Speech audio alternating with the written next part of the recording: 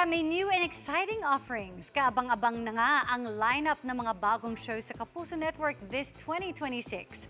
Kung ano-ano, alamin natin sa chika ni Nelson Canlas. Hit-picks aksyon at misteryo ang GMA Prime this 2026. Mula na nagkasakit ang nanay mo, naiba ka. Pangungunahan ito ni Dingdong Dantes sa action series na The Master Cutter. Kasama sina Paulo Contis, Max Collins, Joe Berry, Shuvi Etrata, Charlie Fleming at ang child star na si Sienna Stevens. Hindi ko natatakot sa'yo.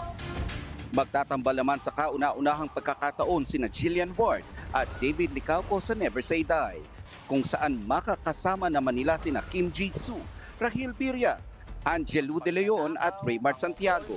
At pagpatay.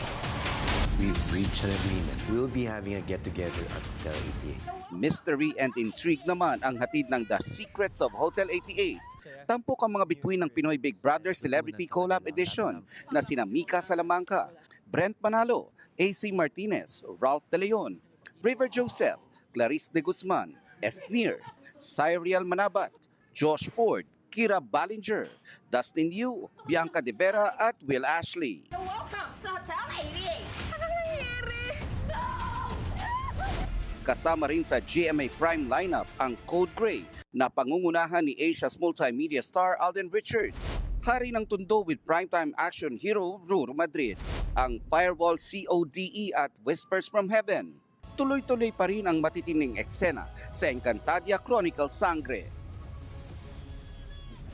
Sa GMA Afternoon Prime naman, mas intense ang mga drama ngayong 2026, tulad ni Beauty Gonzalez at Chris Bernal sa House of Lies. Ikaw yung gusto kong makasama sa mga araw na ganito. Kasama sina Martin Del Rosario at Mike Tan. Salamat po sa inyong lahat. Abot ako hanggang dulo. Music and rivalry ang tema ng Born to Shine na pagbibidahan ni Zephanie, Olive May at Michael Sager. Kahit ano pang gawin niya sa akin ka lang. Psychological thriller naman ang Apoy sa Dugo, starring El Villanueva, Derek Monasterio at Ashley Ortega. Isasara ang afternoon prime ng A Mother's Tale. Sa entertainment at comedy, mas mapapalapit sa tao ang tawanan sa The Bubay and Tekla Show on the Go. Tampok din ang The People Have Spoken at magbabalik ang The Voice Kids. At Stars on the Floor. Abangan ang ating world-class Kapuso Films. Sa pelikula, mas pinatatag pa ng GMA Network ang Filipino storytelling. Tatay ko si Reynaldo Momay, ang 58th victim of the Maguindanao Massacre.